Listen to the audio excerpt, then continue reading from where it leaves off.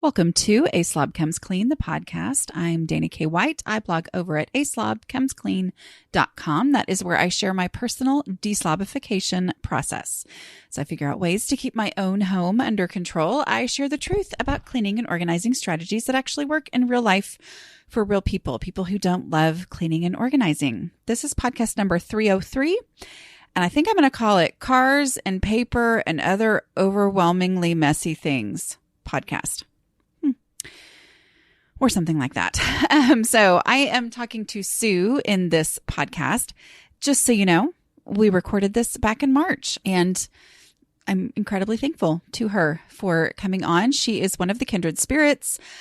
She's part of my Patreon group. That's what that means. And you can go to patreon.com/aslobcomesclean if you would like to find out more about being a patron of the show and how to apply to do one of these conversations. But I talked to Sue and I enjoyed our conversation a lot. We talked about things, honestly, that I don't really like talking about. But we talked them through just to kind of apply some of the principles that we talk about here to these situations that she was dealing with. So we talked about keeping cars clean. Y'all know I don't like talking about that. We talked about dealing with paper and home offices and such. So ultimately, Sue is doing great in her home, but she's overwhelmed by very specific things that were brought about by very tough circumstances. So we talked things through. I think you're going to find that helpful. Also, before I get started, I wanted to mention that, so like a year ago, I mentioned that I was going to do a webinar about my writing journey because that's just a question that I get all the time. And I'm like, I literally don't have the bandwidth to, like train other writers, or like coach people through the process or anything like that. But I love talking about this stuff. Like it's something I thoroughly enjoy talking about. So I thought I'm going to do this, put together this webinar that then if somebody is interested in that, then they can have that. So I'm going to do it live because here's a little time management tip for those of people like me who are like, there's something I really want to do. And I have thought about it and I've worked on it, but is it ever going to happen? We'll put it on the calendar. That's my little thing. So here I'm putting this on the calendar finally. It's going to be October 5th, which is a Tuesday evening. It's going to be live on that date. This is how I'm making myself go ahead and finally get this thing done that I've been meaning to do. It's going to be live, but it's also going to be recorded from that live. So it's available for you to watch later if you're not, if you don't, if you're listening to this after October 5th, 2021, or if you're like, I'm busy that night, my kids have a soccer game, whatever, you can totally listen after that date. But there are reasons for you to go ahead and do this, like go ahead and sign up before October 5th. And I will tell you more about that at the end of the podcast. But since some of you aren't necessarily of the writing creative type, y'all are all creative in some way, because that's our common thread, y'all, those of us who struggle with these things. But, and plus I believe everybody's creative too. But anyway, if writing is your thing and you're just like, I want to hear more about how she ended up writing books and stuff like that, stay at the end and I will give more details on that. But that's at aslobcomesclean.com/write, W-R-T, right. Just spell it like writing, W-R-I-T-E, aslobcomesclean.com/write. And that will have more details or listen at the end. Okay, so here we go. Here's my conversation with Sue. Sue, thank you so much for coming on and being willing to, share everything with the whole entire world. Well, thanks for having me, Dana. This is awesome. Well, tell me a little bit about you and your unique life situation that you're in. Well, I guess I am part of the sandwich generation where I have a 90-year-old mother. And she just moved into independent living. So she left her home of 20 something years. Mm-hmm. And then I have grown kids, one that is 20 and a daughter that's married and son-in-law. And they all happen to move back in at the same time for a short period of time. So my hands are full. But you put in your notes that it's going really well and it's really fun. So that's great, right? It is. Yeah. It absolutely is going well. And for having 5 adults in one house, I couldn't ask for a better combination. Honestly, it's working out well. Well, and I think you're probably going to look back and be really, really thankful for this time. Absolutely. We happen to have a unique situation where our guest area has a separate entrance. So our married kids have their privacy and we have our privacy, and yet we can join each other for coffee in the morning. And that's pretty cool. How fun. I love it. I was just talking to one of my kids about something, and this sounds horrible. I may have her cut this out. I don't know. But we were just talking. This is my 17-year-old, and something came up. And I guess it's because my family is an hour away. So we don't actually go and like stay at their house like I always did with my grandparents. And something came up and he was like, "Oh, you're okay with us coming and staying with you?" And I was like, "Of course." Okay, I have got to make sure that I make this super clear to my kids that you are welcome to come and stay. Oh, that's funny. Anyway, all the things that you don't know that they're perceiving, And I'm like, how have I not come across as being willing for that to happen? But anyway, okay, so let's talk about what strategy has had the biggest impact on your home, the biggest positive impact.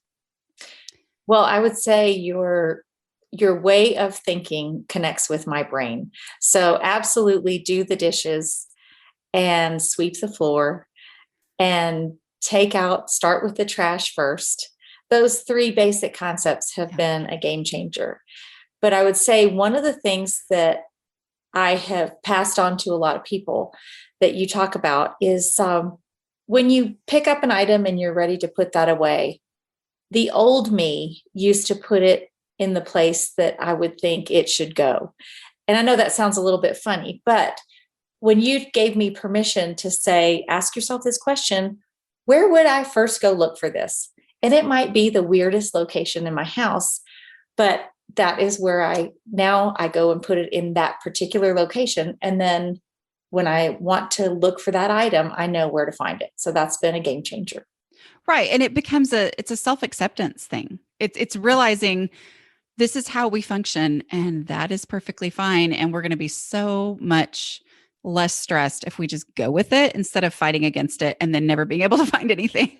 Yep, absolutely. Yeah. And I guess I just never really realized that it was okay to do things that way. I know, right? Yeah. No, yeah. I completely understand. I had to go through that same process of, wait, where is this supposed to go versus where does it actually go? And and accepting that is good. Okay.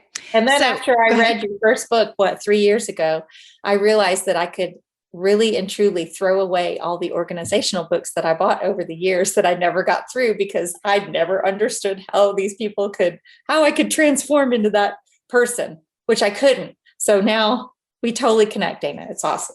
I love that. Yeah. I feel like I'm like the in-between, the stuff that people don't even know people need to know. That's right. Yeah. Yep. That's where I come in that's what I always needed. I was like, there is something missing here that there's a long way I need to go before I even get to that point. So that's where I come in. Okay. So let's talk about some of your situations that you want to discuss in your house. Well, I would say I've mastered the art of keeping my house under control. And no, it's not always. That's huge. It is so huge. And first, I'll give you my my good news portion of this. For anyone who might be listening to this, you really can master it. I always wanted to be that person who, at a spur of a moment, wanted to invite somebody over if they, you can tell if somebody needs to come over and have lunch with you, or if they're just having a rough time, come on over and have a glass of wine. And for so long, I was halted just by, oh my God, what are they going to think when they walk in the door? And I have, a pile of clean clothes on my living room couch. Well, now I feel like I have mastered keeping things under control. And you would not believe I am the entertaining queen.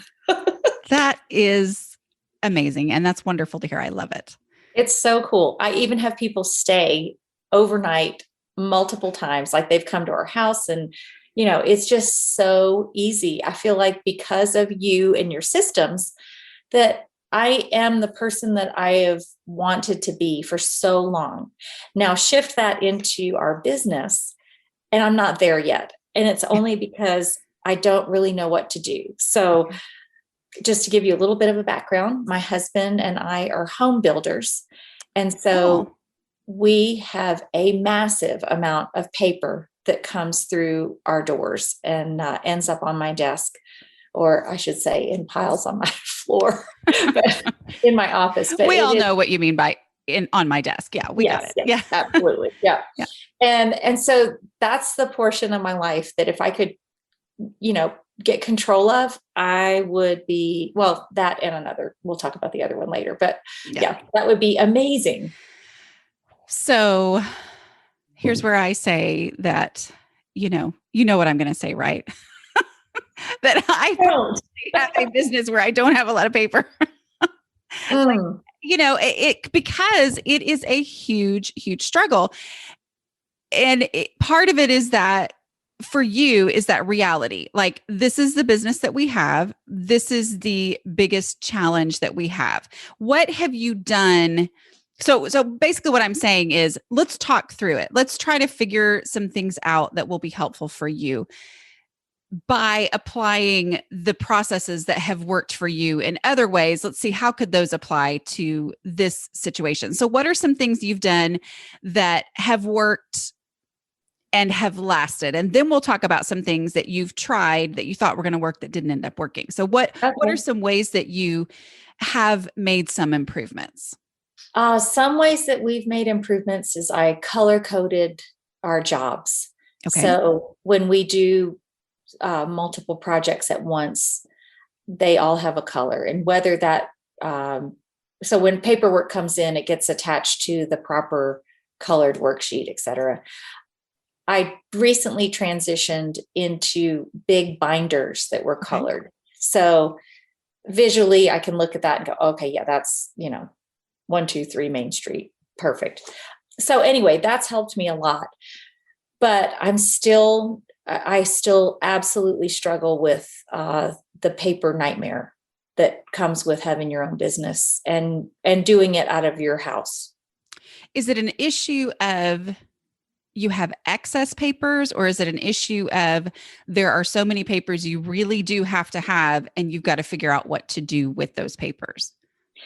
Well, I think it's both. I think if it was only work, that might be one thing, but then combine that with my mother, who is 90, all of her mail comes to my house. Mm-hmm. Just our general home mail comes to our house, and I've put everything I possibly can on auto pay.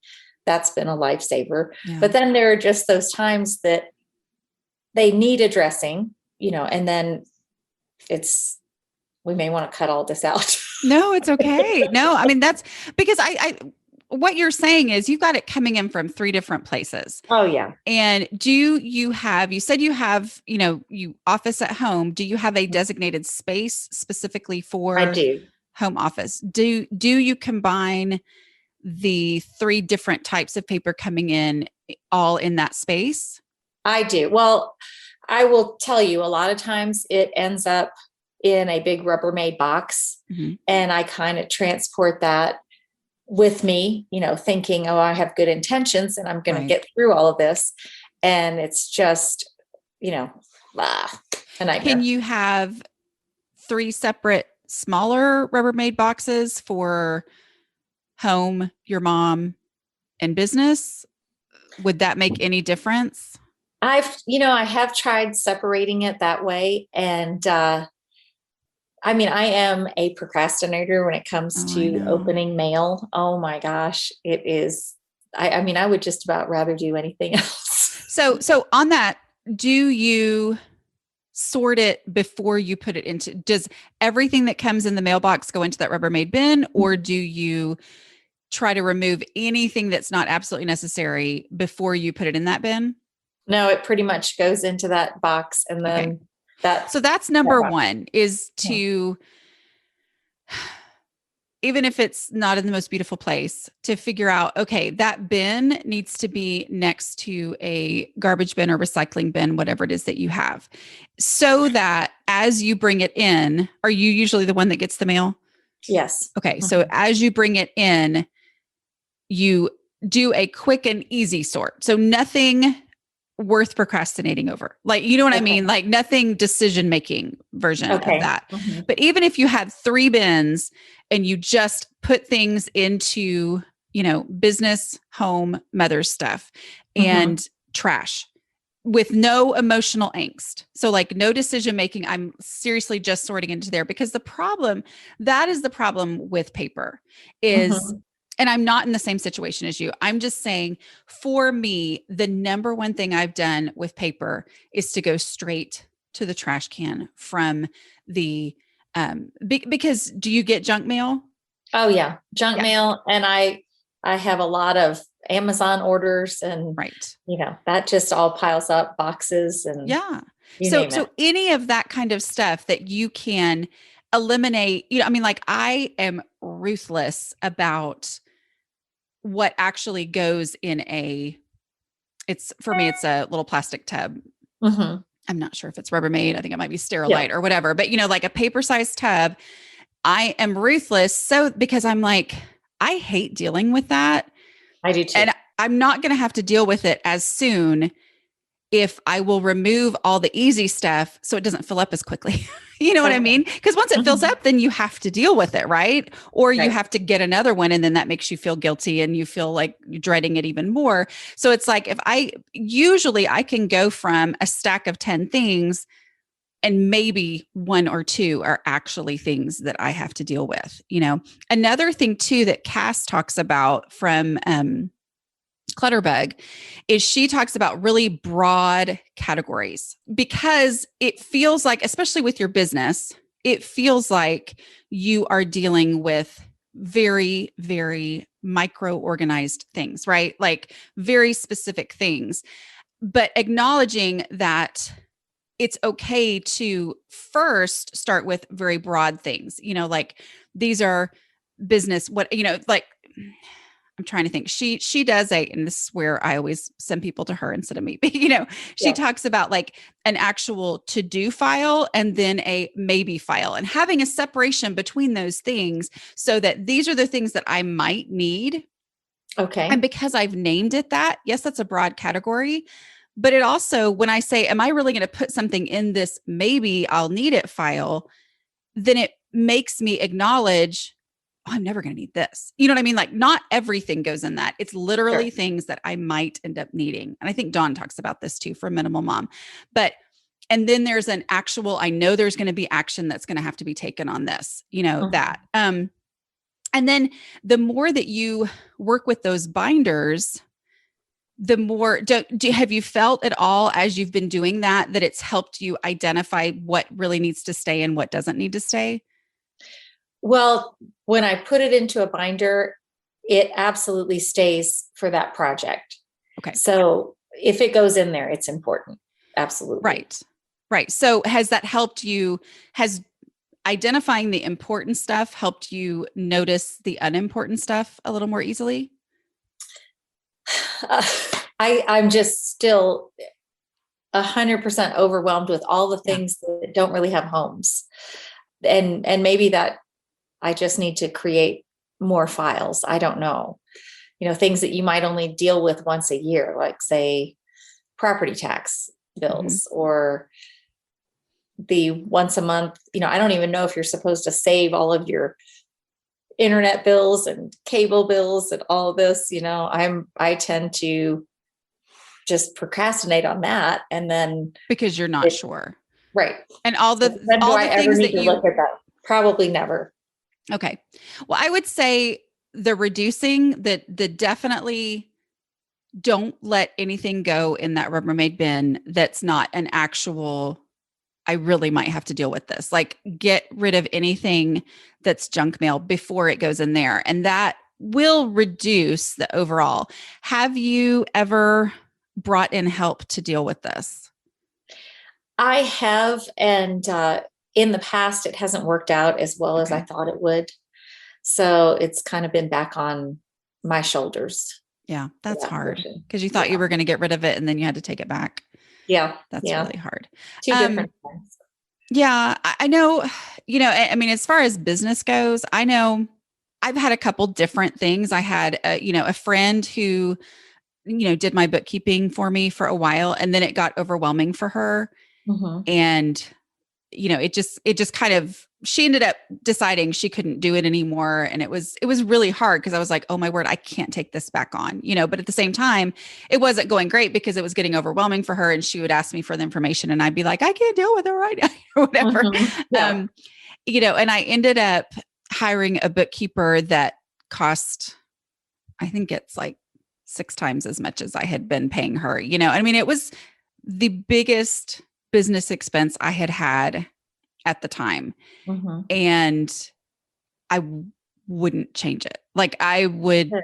I mean, I absolutely, because they knew what needed to be saved. Now, this is different because you're dealing in building stuff, which I have absolutely no concept of what all has to be done there. But as far as like, the bookkeeping side of things, there are bookkeeper. Do y'all have a bookkeeper? We do. We have an Okay. accountant. So Yeah. that is helpful. So, Definitely. for me, I guess, where the parallel could be would be like, for me, I knew that she knew the questions to ask. She knew what to look for. Mm-hmm. I was paying her more, which made me take seriously more what I was supposed to do. And I don't know. I mean, it's that, is it worth it to look for somebody again Mm-hmm. who It can could come in be. and do that? I mean, I don't know. I'm not sure what it is exactly that you would need. Would you need somebody with experience in that? Because here's the thing I've learned is there are people out there who that is their dream job. Like Yes. And that sorting blows my paper. mind. Yeah. That's like their dream to do something like that. And to physically nail me to the chair is torture, but Right. it comes with the territory. But you're right. There are people that love that. And I might have to research that and find that person that would love to organize me. Um, Well, and I someone know that- like I've known people who I'm trying to think who it was in my life, but at some point I knew somebody who was like, oh yeah, my mom has a job where she goes 3 days a week for 2 hours, like each time, and just files papers. wow. And there are, there was a time in my life where I would have thought that would be the perfect job for me. I mean, like that would be, there are people who would love to have a little bit of money for doing that, and I don't know. I don't feel Well, like I'm maybe that giving it is great. something that I can look into because I could train somebody into how to, put things together and then put it before me so that I can pay these people. Yeah, Right. that would be good. Well, like even you had mentioned, your daughter and her husband are living with you. I don't know if she grew up in that area and maybe she has some friends who have kids in preschool right now and would love to, work 3 hours a week or 5 hours a week or That might be something. great. That's a Um, really good thought. I don't know. It sounds like it's something that makes you miserable. It is.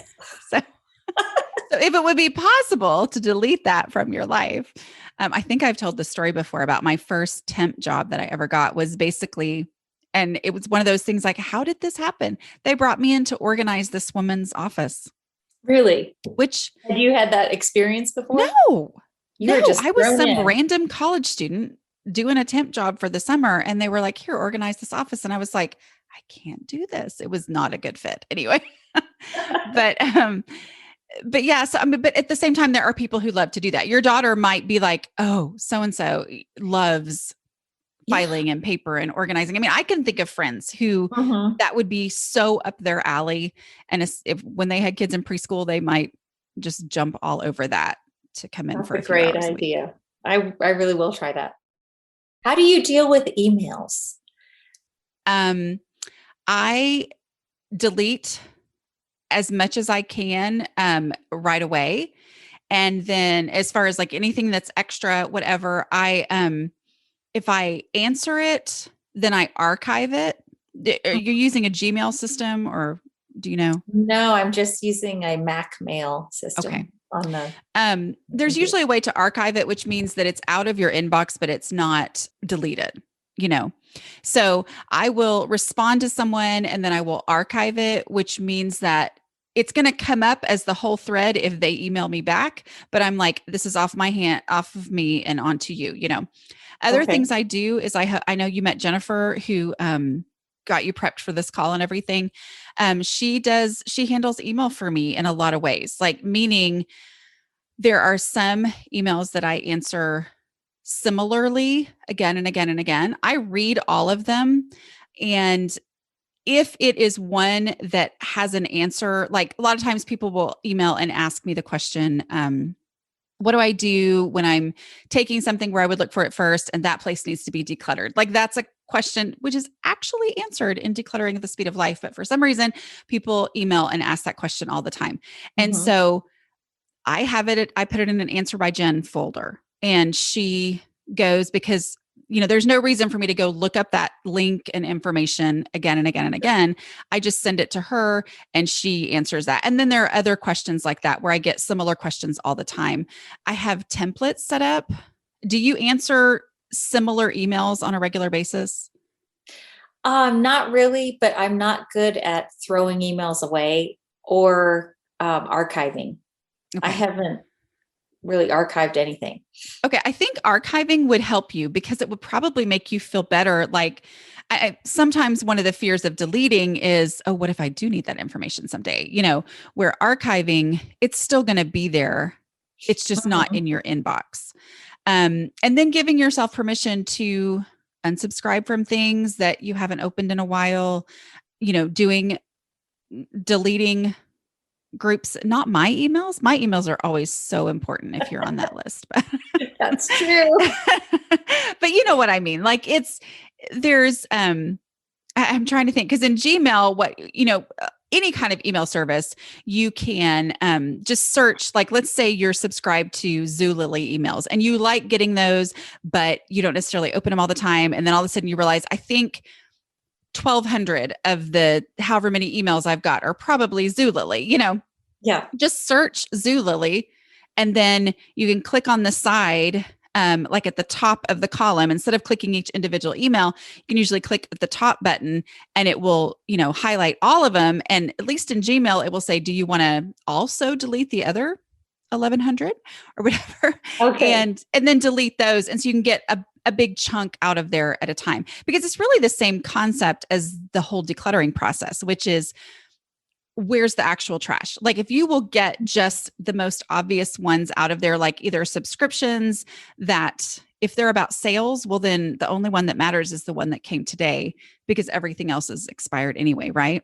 That's true. So, getting that out will help that number that's overwhelming to you start to shrink and shrink. And the more that number shrinks, the more you think, oh, this was worth it. That was kind of fun to see it go from 37,000 to 33,000 or whatever. These are the numbers that would be in my own. I have one email address that has a lot. I Yeah, usually try to keep my work one pretty under control, but anyway, does that make sense?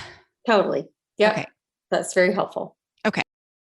So, starting with the trash and then starting with the easy stuff next, meaning the stuff that isn't going to require me to look something up. Like, this isn't going to require me to make a decision. It's literally just somebody emailing and saying, do you guys have a website with house Mhm. plans or whatever, like those kind of things. And anytime that you find yourself answering the same email a lot, even if you're answering it 3 times, by the time you answer it the third time, whatever you would write to them anyway, create a template of that. There is probably a way, and you can just Google that. But I know in Gmail, there's 3 little dots at the bottom, and you can click on that and it'll say create a template, meaning I can just click this and it auto populates this reply every single time. And it's not automated. It's something Right. that I have to go in and click, Yeah. but it just saves so much time, and it makes me procrastinate less That's on good. actually getting in there and tackling it. I don't know. Okay. That's awesome. Any other I might questions? have to switch Go over ahead. to Gmail for those little nifty Well, things. there are probably, okay, so if you're not wanting to switch over, because that in and of itself can feel overwhelming, I know. But YouTube is a great place to be like, how to manage my Mhm. Mac email or whatever the, Mhm. something.com is that your email is. How do I manage that? How to delete a whole bunch of emails at once in, Mac, Mhm. something like that. And then it's amazing how they will just like screen share, talk you through exactly what that is. The only thing that's a hint on that is to put the year in that you're in, because you don't want something from 2012 that Oh, good. it's changed since then or whatever. Okay. Does anything else you want to talk about on those things? Well, I think if I could get my email under control and then my paper mail under control, I would be a happy girl. So I'm going to Well, work on and that. remember, pay attention to what you're saying there, because under control, but then you think about how far you've come in your house and how it all started with doing the dishes. And That's so so, true. taking 5 minutes a day, like doing a 5-minute cleanup of your email, saying, I'm going to give myself permission to delete email for 5 minutes Mm-hmm. and see what the number is. So pay attention to what the number was when you started versus after 5 minutes.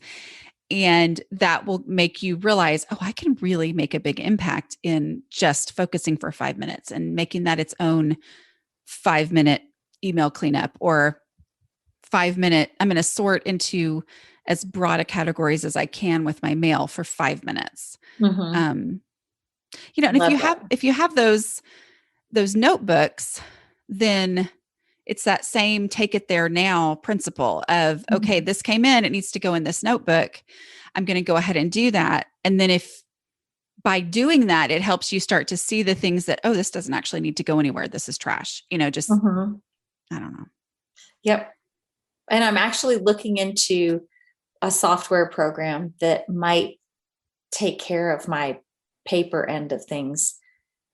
So I'm doing a little research on that Well, good. as we speak. Yeah, so that's good. Okay. Is there another question that you want to talk about or situation?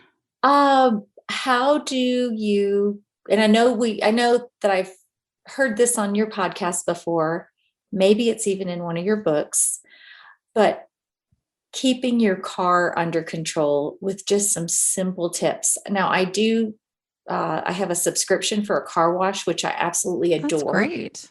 Because I can just go through, if I wanted to go through, every day of the week, they would let me, and they have vacuums there. So that's awesome. It's just the other things that tend to collect things out of your So car. I am terrible at my car. I mean, I really am like, I cannot give any, that's generally my answer when somebody asks about cars. I'm like, I have nothing. I'm sorry. I mean, really, it comes down to the same basic principles of, giving yourself permission to just deal with trash. And this is all coming from me, and my car right now is an embarrassment. Like I don't, so this is just me going, okay, how do you tackle this? How should I probably tackle it too? But it's that same, because for me, generally, my car, the problem is trash and easy stuff. Yeah. It's those first two steps of the decluttering process, because there's not a whole lot of, actual putting things in a real home that's in the car. Right. But, Exactly. And I think it's, again, that 5-minute thing of, okay, and how can you pair things? How often do you go through for the car cleaning, for car washing? Oh, at least once a week, at least. That's awesome. That's great. I love it. Can you pair anything with that? Like even just a quick trash throwaway or... Oh, absolutely. One thing that I just thought of while we were talking is, I probably should just put a trash can in my garage, like next to my car. Yes. So that when I open my door, because I don't really have one there, and it would be easy enough to do. Yeah. Having that super convenient existing thing, even if do you stay in your car while you go through the... I do. Okay. I don't know. I don't go through, my husband does that for me. So, do you have to like have your hands on the steering wheel the whole time, or? No, it drives it through for you. Okay. So even if you said, okay, now when I go through that, I am going to gather up all the trash. I'm going to gather up all the easy stuff and put it in the front seat. So, as much as I can get, obviously you're not gonna be climbing all over the car, but as much as I can reach, it's that breaking it down to something where I'm like, is this really going to make a difference? Would it really make a difference for me to do that? And yet it probably would, just the 3 minutes or however long it takes to go through the car wash, say, I'm going to use that same time where I'm focused on my car anyway to gather up as much trash as I can. And then there's a trash can right outside, my car when I get in the garage, and I'm going to put it right in there. I just thought of something. I bought these really cute tiny little, I think they're 3-gallon trash bags for tiny trash cans in your Yes. backyard. And they have little blue drawstrings. I could probably just keep one of those in my car and then keep the trash in the trash bag. What a concept. Well, I mean, yes. Or even keep I don't know how big the box is. I'm thinking that's probably about the same size as like what I got when my son went to college for his little trash can. And it was a little bitty box. Like I remember ordering it and it was, not a big box. You could maybe even put it in your console or your glove compartment or something so that as you go through, yes, ideally you've been putting things in the trash bag as it comes along. But even if you don't, there it is. And the fact that you're going through the car wash is a reminder to grab a trash bag and just stick what you can inside of it. Exactly. Using that natural reminder that you already have anyway, where you're focusing on that. I don't know if that helps or not, but good stuff. Yep. I get it. I'm really, I don't know if I've helped you or not. No, I think you have. Absolutely. Sometimes it just helps to talk through things. One of the things that has helped me recently is going through my mother's home, and she is a very neat and clean person. Everything had its place, so I didn't have to go through major amounts of things. But still, what we did was, sort through. We turned her home into an Airbnb, so it could not have anything personal in her home. So that in itself was a big challenge.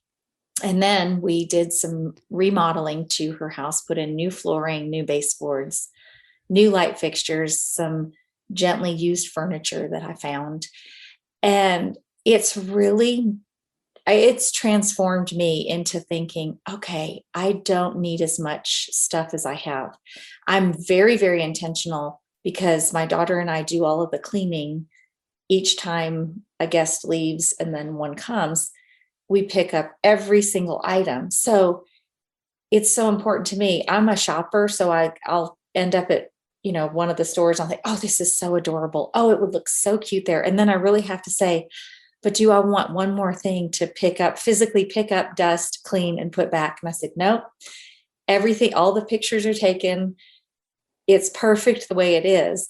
And so that's been a real inspiration to me. And it's flipping over to my own home, because now I'm taking a second look at everything around me and I'm saying, okay, I've kind of had it this way for many years. We're ready for a redo, and that's happening probably this summer.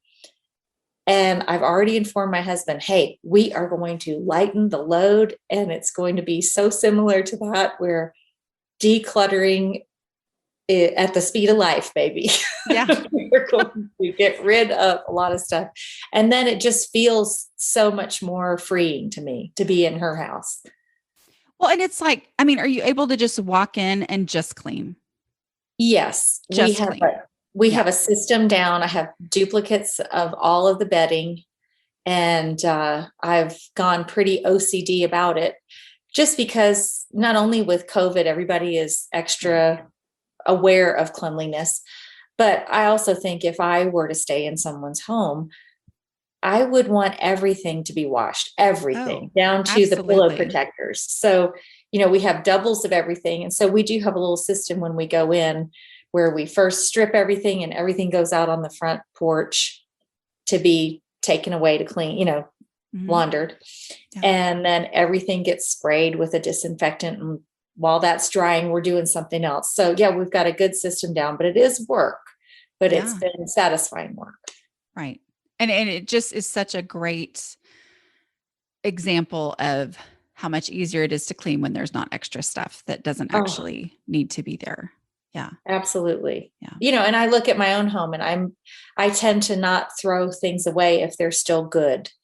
And then I think, well, how much money did I spend going to Costco and just buying all white towels for this house? I don't need, 4 different colors. Right. And you open the linen closet and it literally just has extra towels. It's not filled with everything else. It's not every towel I've ever owned. My husband is kind of old school where you could not throw away a towel because he might need that to wash the car. Well, we don't wash our own cars anymore. It's like, why do we need bags of towels? Who has the car subscription thing? The car wash. Exactly. Let's take these towels. And now I'm taking them to, we have a thrift store that works with the animal shelters, and they're constantly needing towels. Oh, that's so great. Yeah. Makes me feel good about getting rid of my towels now. That's great. That's great. And I think it's one of those things where sometimes you forget, oh, we've moved into a different phase of life where we're paying someone to wash our cars now. You know, I mean, like, wait, completely. We don't do that anymore. And yet it was automatic to keep things because you used to do that. And then to realize, wait a minute, we don't do that. Where it might be something similar to, you know, like for somebody who didn't have kids and now does have kids, there are certain things that, as we know, you don't necessarily need anymore. You know, you just don't, you're in a different phase of life. And so letting that be a way to let you let stuff go. That's great. I love that. I love that story too of I think we've had that conversation before in Kindred Spirits about when people go stay. I mean, I've had the same experience. I go stay somewhere and I'm like, we have everything we need. And it's so nice to not have extra stuff that I'm shifting around. It's so nice to live in a space with just what we need. And then wanting to come home and apply that to, you know, our everyday house. That's great. Anything else that you want to talk about? Oh, just how much I love you and how much you changed my life for the better. Okay, go ahead. I know, right? No, whatever. I just feel like the Kindred Spirits, the Patreon group is really amazing. And I don't know if some of your listeners have not checked into that, it's not that much money a month. What is it? $5? Mm-hmm. Yeah. And I mean, if you glean one thing a month, you've more than paid for it, right? Well, so, I mean, it's kind of like I talked about recently, you know, living after your clutter threshold and just like, you know, what is it that you need? Maybe you do want to move on to something else because you're done.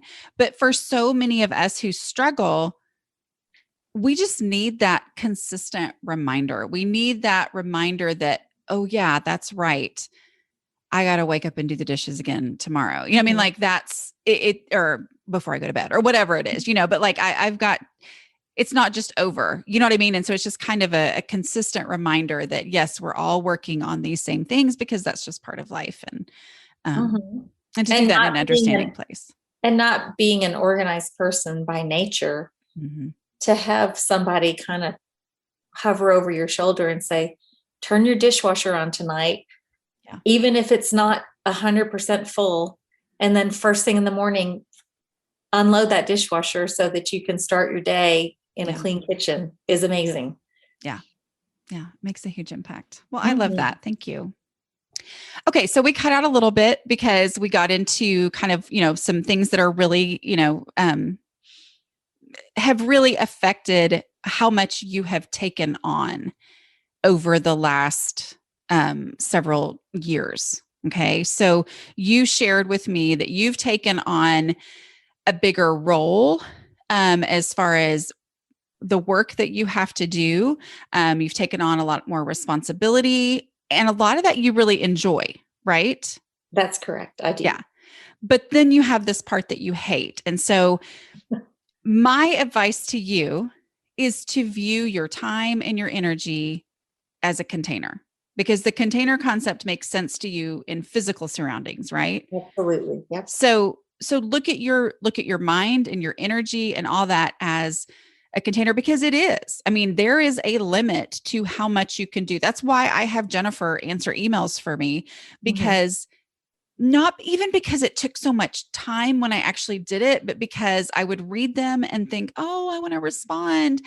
And then I would not respond because I didn't have the time right then. And then it would nag at me. And it was eating away that energy and that mental ability to focus on the things that I did need to be focusing on. So by passing that off to someone else, I was able to take that chunk of stuff out of my container of time and energy so that I had more room for the things that I do need to be doing that only I can do. So that's what I'm hearing from you in your situation is maybe you used to be able to handle the paperwork and you never liked it, but True. now you've added on all these other things, which you kind of enjoy more anyway, but it's a lot more pressure. And yet you still are doing the paperwork. And if you could bring somebody else on to do that, Yeah, I think that's a beautiful way to put it. I never looked at my time, energy, my mental clarity as the container concept. I'm very familiar with your container concept, and it's so basic and yet it's so profound that it absolutely should be transferred over to us mentally, because you can only do so much. And why clutter up your brain and your mind with things that you don't enjoy anyway, if you can find somebody that you can pay to take that part on and free you. Yeah, absolutely. 100%.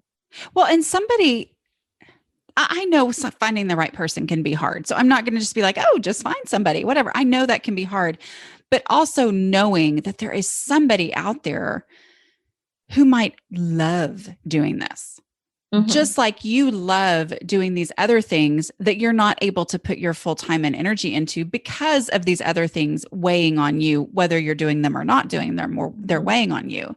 Yeah. Yeah. So finding that person where that is their gift so that you can focus on the things that you're gifted at. I think that is perfect. And I'm going to take that and run with it for sure. Okay. Well, good. I hope that was helpful. And I just really appreciate you being willing to come on here, being willing to share your story. I appreciate you being a kindred spirit. That means a lot to me. So well, thank you, Dana. And I really appreciate you. And I hope that the entire group just of kindred spirits, and I just get so much out of that group on Facebook, your super secret group, because whether it is posing a question and somebody else has been through it, or if you just get kind of in this little rut and you want to post a picture and then 3 hours later you post the after picture and you get all the pats on the back and applause or keep going. And it's just really an awesome group. Which then inspires you later to post something again later, because it was like, well, that felt nice when everybody was cheering me on for something that we don't usually get cheers for. So that's right. That is absolutely right. Yeah. Well, thank you so much. And it was so nice to visit with you today. I've enjoyed it. Thank you. Okay. Didn't you love that conversation with Sue?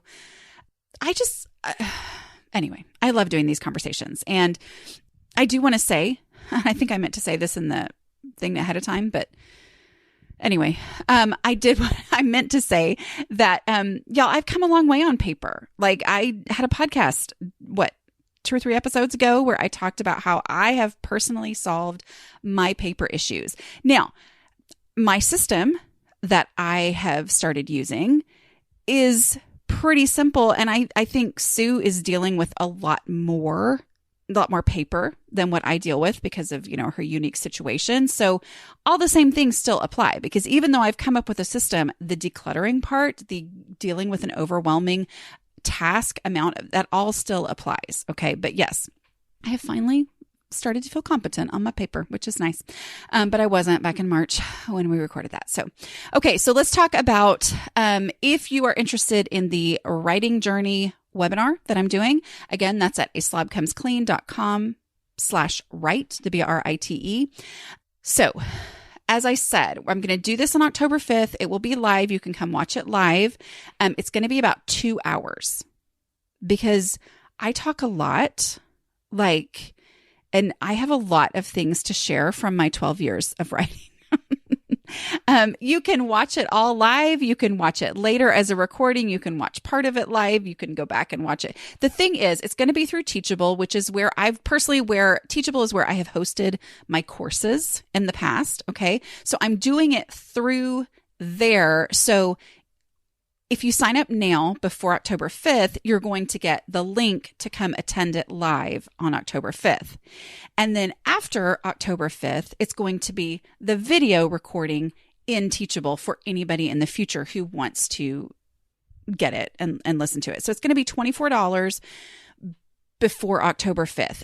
So after October 5th, it will go up in price. Okay. So you want to get in before that. The other reason why I encourage you to go ahead and do this before October 5th is that those who are in it, in the course before, which is not really a course, it's a webinar, but it's hosted on this course platform.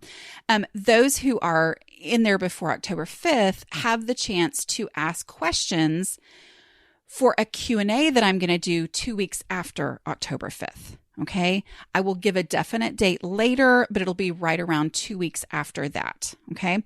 So what that means is you can watch the 2-hour webinar that I'm doing, but then I'm going to have a forum where you can then ask me, questions about either what I said or things that you were wanting to know that I didn't cover. So those who are joining at this point before October 5th, y'all are the ones who get to ask the questions for the Q&A, okay? Because I know people are going to have questions and there's going to be things you want clarified or you're going to want more details on that I still didn't even talk about in the whole 2 hours of talking. And there will still be more things you're going to want to know.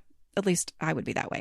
But those who go ahead and sign up now are going to be the ones who can ask those questions that I will then do another live thing where I answer the questions, get through the ones that are submitted ahead of time. So the first one's going to be webinar form. It'll really just be me that can be seen. Okay. You'll be there live, but you're not going to be on camera. The second one is going to be a much more normal Zoom meeting where you will, be able to be on camera and I will answer questions for part of it. And then I will the questions that were submitted ahead of time, but then I will also take live questions during that. So that one's going to be more of a meeting, like you can be on camera and we can have a conversation in that second session that comes 2 weeks after October 5th. Does that make sense? Okay. So yeah, there we go. If you want to find out more about that, go to aslobcomesclean.com/write, WRITE. And if you would like to become a patron of the show, and because we talked about kindred spirits, if you want to be a patron of the show, go to patreon.com/aslobcomesclean. Okay, I think that's everything. I will talk to you guys later.